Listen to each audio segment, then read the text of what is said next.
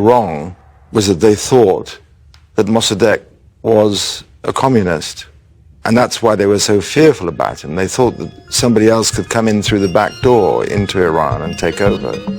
Today, the greatest threat to peace is the expansionist aims of the Kremlin.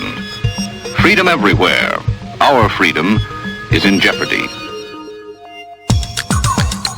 In April 1953, Alan Dulles, the CIA director, secretly set aside $1 million to get rid of Mossadegh by any means possible.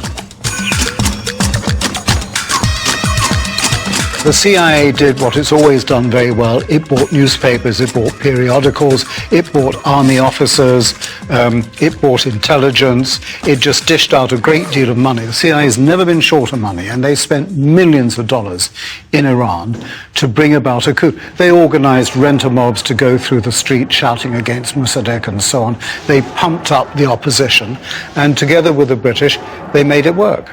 Now it was the army and the royalists who had taken control, and an attack on Mossadegh's home was later followed by his arrest.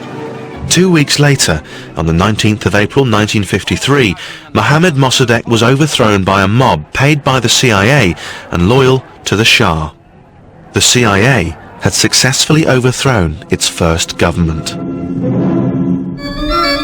The Prime Minister was removed and replaced by the Shah of Iran, who ruled the country for the next 25 years. But unleashing the all-powerful Shah on the Iranian people had consequences the CIA had not even considered. After the coup, Iran became a kind of American base, and the Shah just became an American puppet. And all disaffection, all opposition, all nationalism, all neutralism was simply crushed. It's quite incredible. Almost a whole army dedicated to educating people. It's all very military, but it gets results.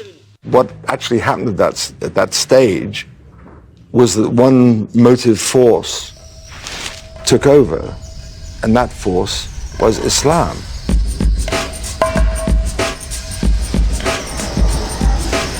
People realized the power of the mosque.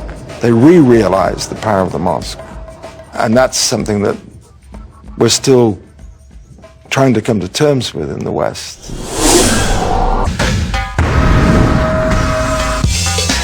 Welcome back to Secrets of the CIA. My name's Danny Wallace, and over the next couple of hours we're going to be revealing more of the CIA's most classified operations.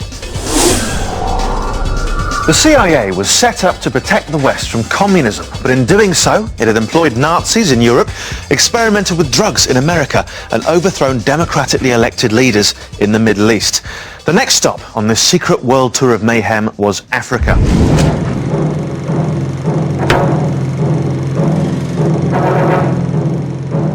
The CIA's main concern in Africa was to prevent the Soviets from gaining any sort of stronghold in the continent, and efforts were focused on one huge country at the heart of the region, the Congo. Within days of formal independence, Congo was in complete turmoil. Patrice Lumumba, who was the prime minister at that stage, was asking the Soviets to help. There were hundreds of Soviet advisors flying into the airport and who were then broadcasting propaganda to the Congolese army. Lumumba's behaviour was completely unacceptable to the CIA, so the agents in the Congo began to look for a replacement, and they found one in a young man called Mobutu. CIA first spotted Mobutu as a potential collaborator in 1960. They regarded him as very intelligent, very immature, but very promising. A new chapter begins in the dark and tragic history of the Congo with the return to Leopoldville of deposed Premier Lumumba, following his capture by crack commandos of strongman Colonel Mobutu. On January 17th, 1961, Lumumba was dragged into the jungle, beaten and then murdered by troops loyal to Mobutu. The CIA had got its way. Their man Mobutu was now in charge of the Congo, and the Soviets were no longer welcome there. Lumumba was removed to an army prison. He was a very helpful, earnest, clever, non-ideological young man from very humble, rather complicated background, who Western people found very useful. He was very much indeed a strong man, a strong personality, and Congo became his backyard.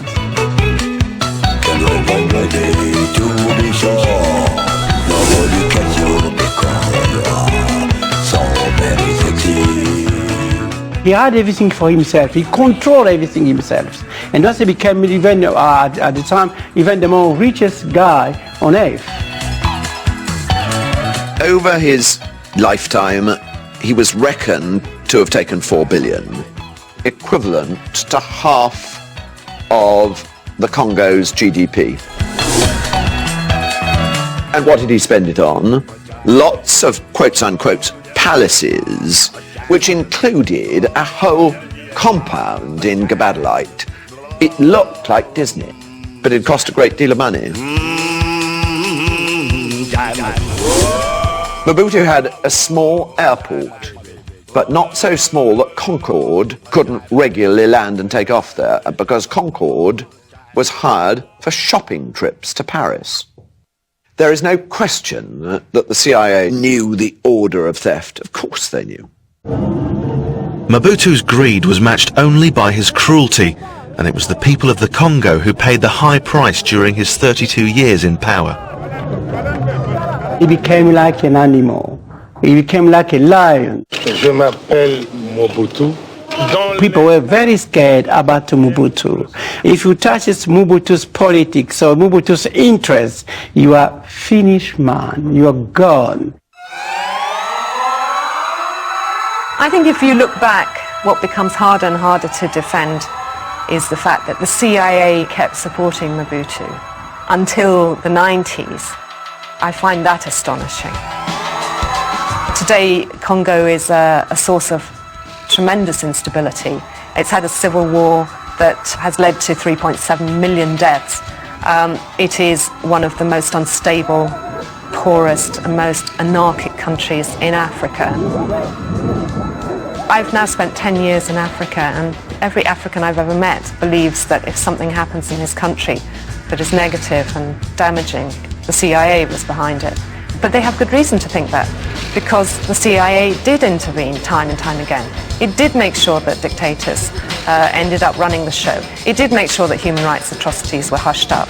So the paranoia that is still there, which makes every African you meet think that the CIA is probably behind that, is completely justified.